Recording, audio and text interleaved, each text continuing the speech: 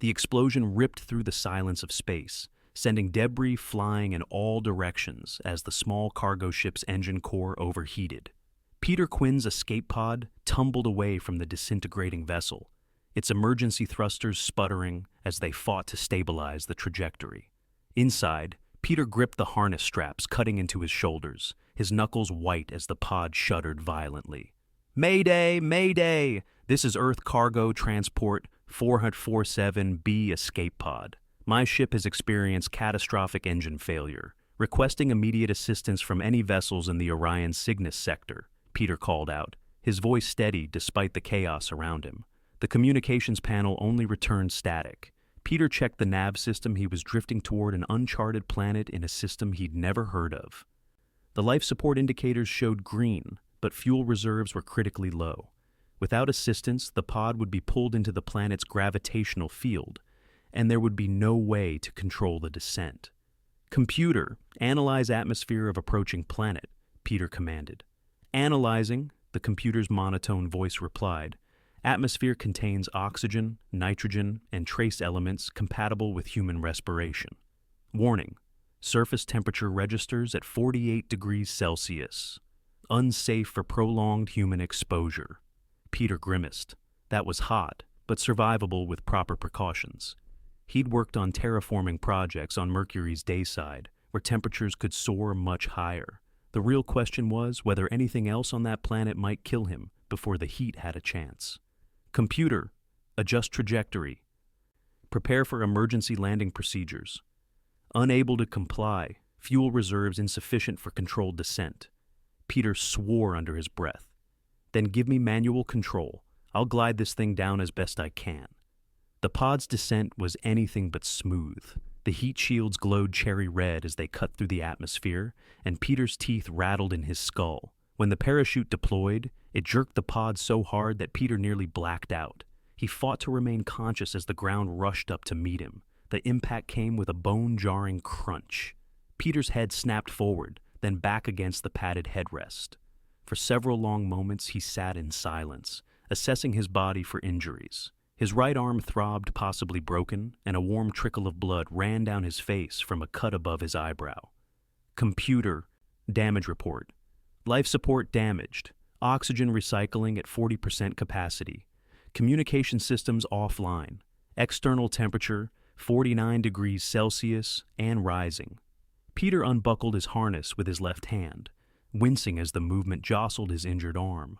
The pod's door had warped slightly in the crash, and it took 3 solid kicks before it finally gave way with a screech of protesting metal. A wall of heat hit him like a physical blow.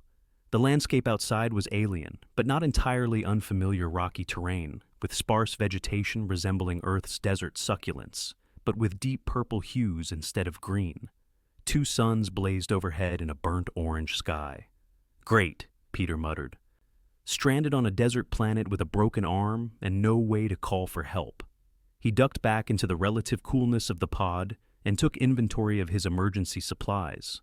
A first aid kit, 3 days' worth of ration bars, a water purifier, and a multi-tool. The pod's distress beacon was still functioning, but without the communications array, there was no way to know if anyone would pick up the signal. Peter fashioned a crude splint for his arm, using pieces of the pod's interior paneling and bandages from the first aid kit. He was no doctor, but he knew enough field medicine to recognize a simple fracture. As long as he didn't jostle it too much, it would heal. Just as he finished securing the splint, he heard something outside, a low humming sound that grew steadily louder.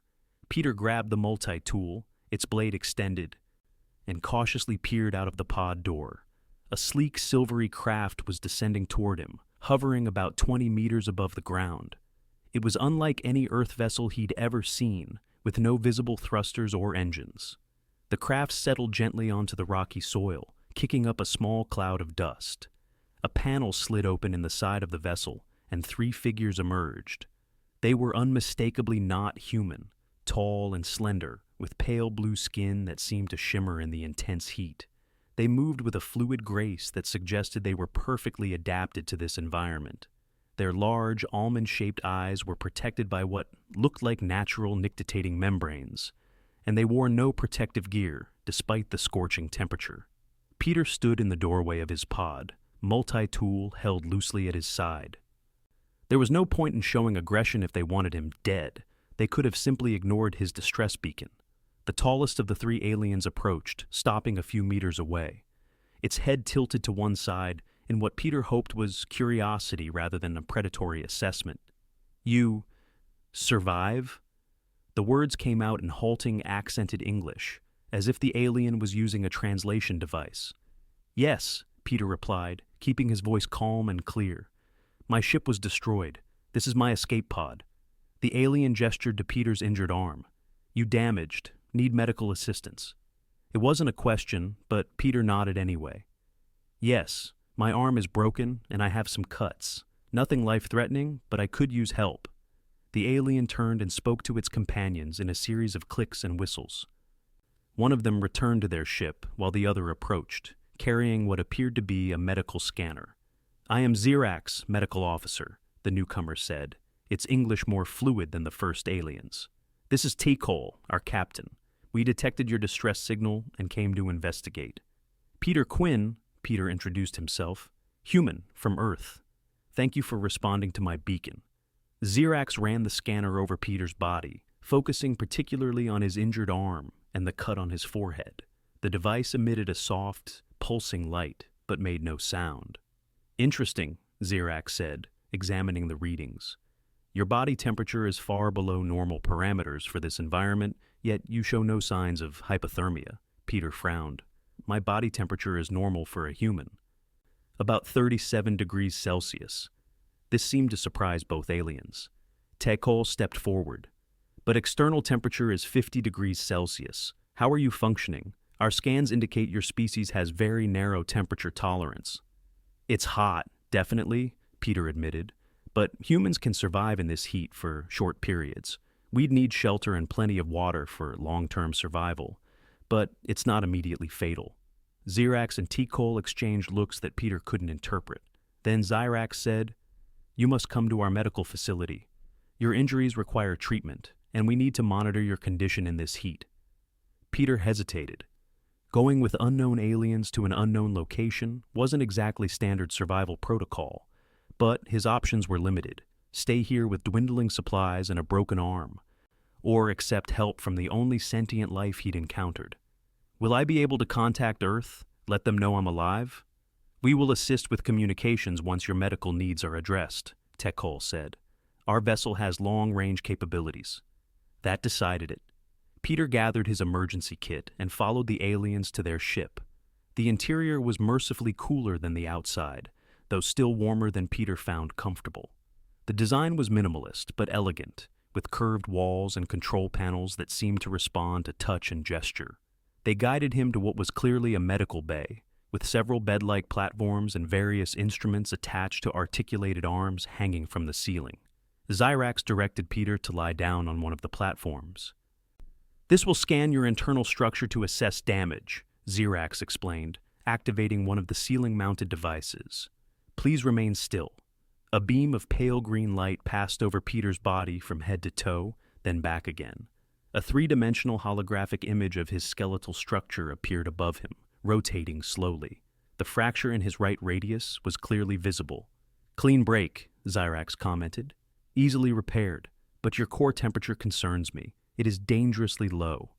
Peter tried to sit up, but a gentle force field held him in place. "My temperature is normal for humans. We're endothermic warm-blooded. We maintain a constant internal temperature regardless of external conditions." A third alien entered the medical bay, this one wearing what appeared to be more elaborate attire, perhaps denoting higher rank or specialization. "This is Nexa, our chief medical officer," T-Cole introduced. Nexa approached the holographic display, studying it with obvious interest. "Fascinating. A carbon-based endotherm with remarkable heat tolerance." She turned to Peter. "Your species evolved on a planet with extreme temperature variations."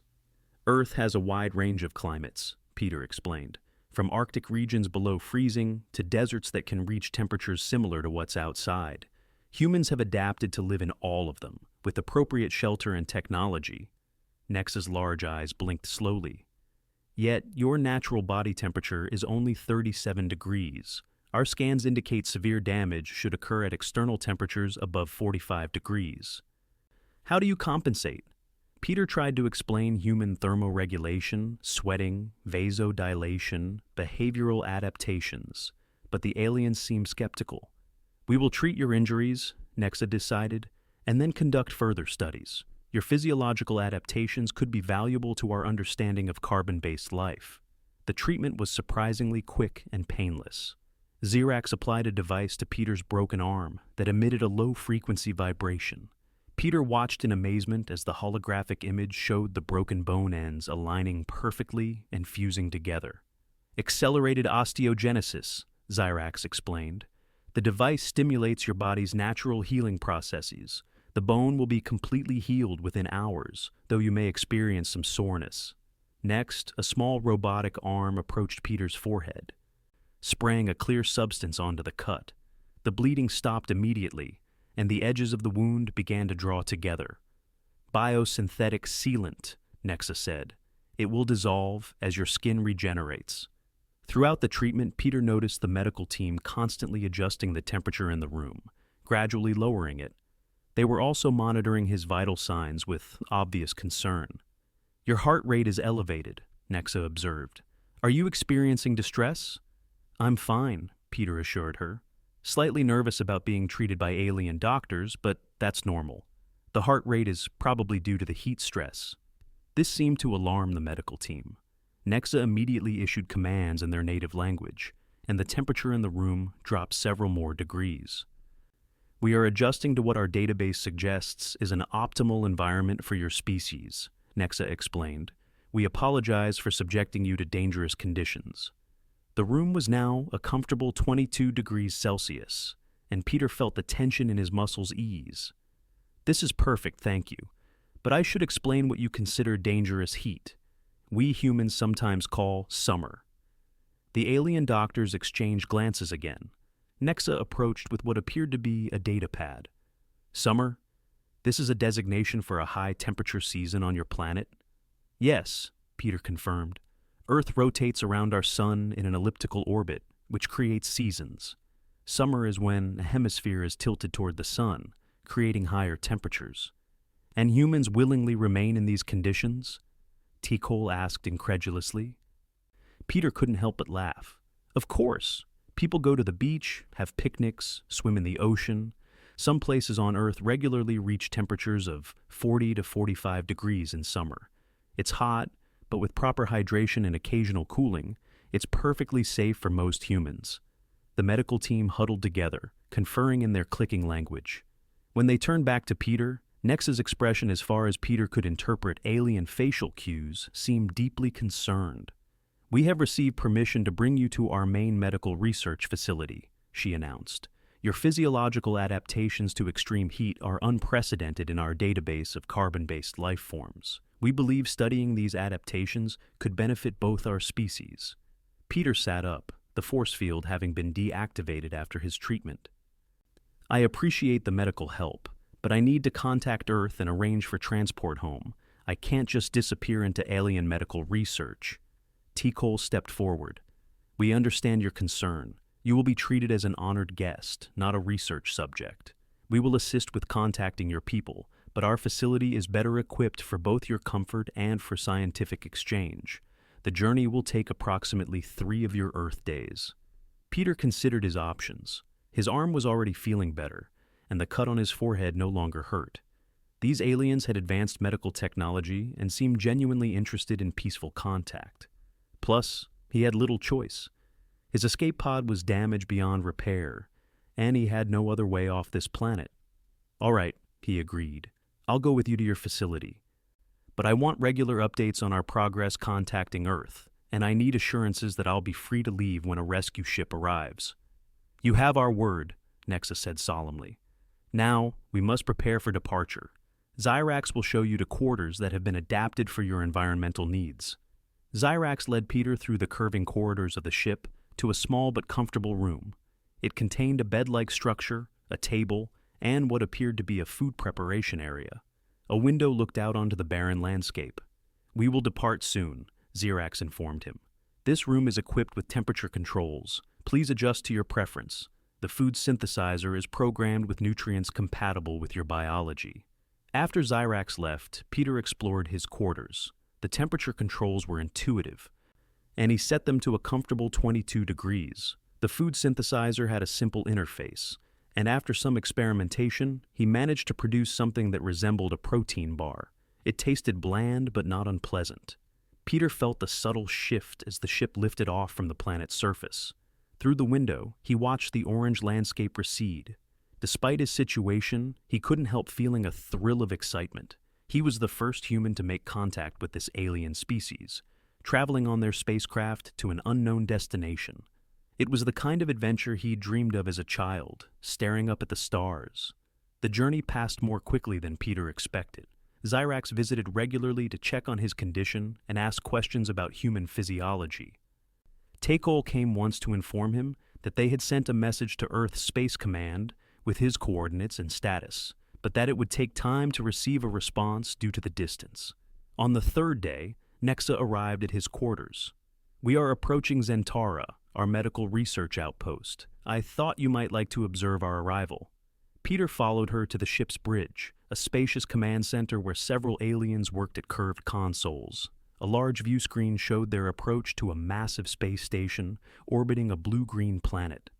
"Zentara Station," Nexa explained, "one of our most advanced medical research facilities. The station maintains varied environmental zones to accommodate different species." The station was impressive, a gleaming structure of interconnected rings and modules, with ships of various designs docked around its perimeter.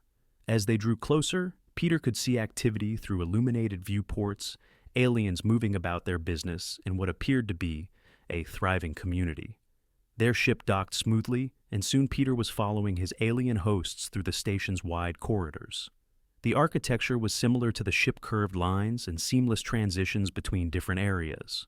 Other aliens stopped to stare as Peter passed, clearly unused to seeing humans. Nexa led him to a large medical suite. Unlike the ship's medical bay, this one was filled with equipment Peter couldn't begin to identify, along with several other alien doctors who regarded him with obvious curiosity. "This is Dr. Vexol, our leading xenobiologist," Nexa introduced a tall alien with darker blue skin and intricate markings on its face. Vexol approached Peter, studying him intently. "Remarkable. And you say this specimen was functioning normally in 50-degree heat?" "I'm standing right here," Peter pointed out, annoyed at being referred to as a specimen. "And yes, I was functioning. Humans can tolerate high temperatures through various physiological mechanisms." Vexol seemed taken aback by Peter's assertiveness. "My apologies. It is not often we encounter species with such heat tolerance.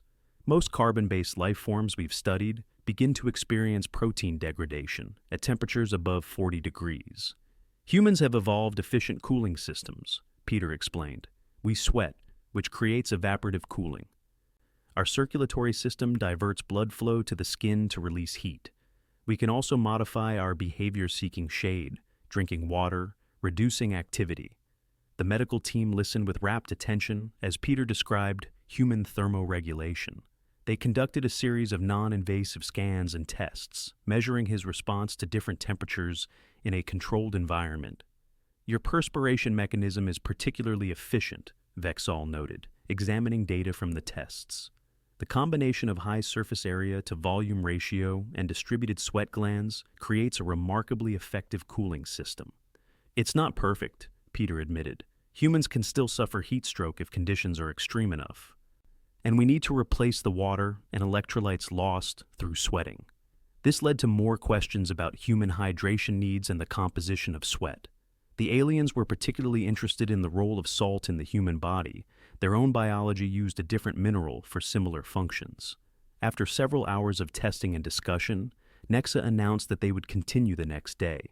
"You must be tired. We have prepared accommodations for you in our visitors' quarter. Tomorrow, we would like to conduct more specific tests on your thermoregulatory responses, with your permission." Peter was indeed exhausted. The aliens' quarters were comfortable, with a proper bed and bathroom facilities that had been hastily adapted for human use.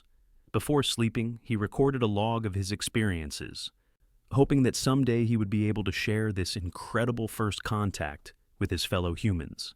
The next morning, or what passed for morning, on a space station, Peter was escorted to a different laboratory. This one contained what appeared to be an environmental chamber, a glass-walled room where conditions could be precisely controlled. "We would like to observe your physiological responses to a range of temperatures," Vexall explained, "starting from what you consider comfortable and gradually increasing. We will monitor your vital signs continuously, and you can stop the test at any point if you experience distress." Peter agreed and entered the chamber wearing only a pair of shorts provided by the aliens. The monitoring equipment was non-invasive sensors attached to his skin that measured his temperature, heart rate, respiration, and other vital signs. The test began at a comfortable 22 degrees Celsius. Over the course of 2 hours, the temperature was gradually increased. At 30 degrees, Peter began to sweat noticeably. At 35, the sweat was pouring off him, but his core temperature remained stable. At 40, he was uncomfortable, but not in distress. "Remarkable," Vexall commented, watching the readings. "Your core temperature has increased by only 0.8 degrees, despite the external temperature being 18 degrees higher than your baseline." At 45 degrees, Peter asked for water, which was provided through a dispensing system in the chamber. He was beginning to feel the strain. Now his heart rate was elevated, and he was sweating profusely. "I think we should stop here," he suggested. "I could go higher, but it would start becoming dangerous without proper hydration and rest periods." The aliens immediately began lowering the temperature, clearly concerned for his safety. When Peter emerged from the chamber, they provided him with electrolyte-enhanced water and monitored his recovery. "Your species' heat adaptation is unlike anything in our medical database," Nexa told him as he rehydrated. "Most intelligent species we've encountered evolved on planets with much narrower temperature ranges or developed technology to control their environment before expanding to extreme regions. Earth has everything from polar ice caps to scorching deserts," Peter explained. "Humans evolved in Africa, which has some very hot regions. Natural selection favored those who could regulate their temperature efficiently." "What is the highest temperature humans have been known to survive?" Vexall asked. Peter thought about it. There are records of people surviving core temperatures up to 42 degrees Celsius, though that's extreme and usually results in brain damage. As for environmental temperatures, humans have survived brief exposures to well over 100 degrees Celsius in specially controlled conditions like saunas. For extended periods, properly hydrated humans can function in environments up to 50 degrees with appropriate precautions. The aliens were stunned.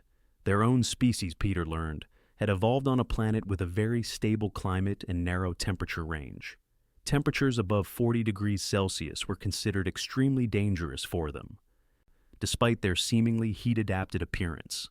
"Our blue skin contains compounds that reflect certain wavelengths of solar radiation," Nexa explained, "and our eyes have multiple membranes to protect against intense light, but our internal cooling systems are far less efficient than yours. We rely on technology to maintain suitable environments." Over the next few days, Peter participated in more studies, always as a willing collaborator rather than a subject. The aliens were respectful of his limits and genuinely interested in understanding human physiology. In return, Peter learned about their biology, culture, and technology. A week into his stay at Zentara Station, Tekol brought important news. "We have received a response from your Earth Space Command. A vessel has been dispatched to retrieve you. Estimated arrival is in 12 of your Earth days." Peter felt a mixture of relief and, surprisingly, a touch of regret. His time with the aliens had been fascinating, a cultural and scientific exchange unlike anything he could have imagined. "In the meantime," Tekol continued, "Dr. Vexall has a proposal for you." Vexall stepped forward. "Based on our studies of your thermoregulation, we believe we can develop new environmental systems that could benefit both our species. The principles of human perspiration and circulatory heat exchange could be adapted to create more efficient cooling technologies for our habitats and vessels." "And in exchange?" Peter asked. "We offer medical technology," Nexa said. "Specifically our bone regeneration technology, which you experienced firsthand.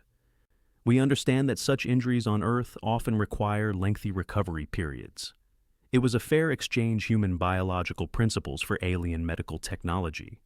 With approval from Earth, Peter spent the remaining days working with the alien scientists, explaining the finer points of human thermoregulation while learning about their regenerative medicine. The day before the Earth rescue vessel was due to arrive, the station's leadership organized a formal gathering to celebrate the successful exchange. Peter was presented with a data crystal containing the bone regeneration technology, along with other medical advances that could benefit humanity. Your species' ability to adapt to extreme conditions is inspiring, Nexa told him during the ceremony. What we once thought impossible survival in what we considered lethal heat, you call simply summer.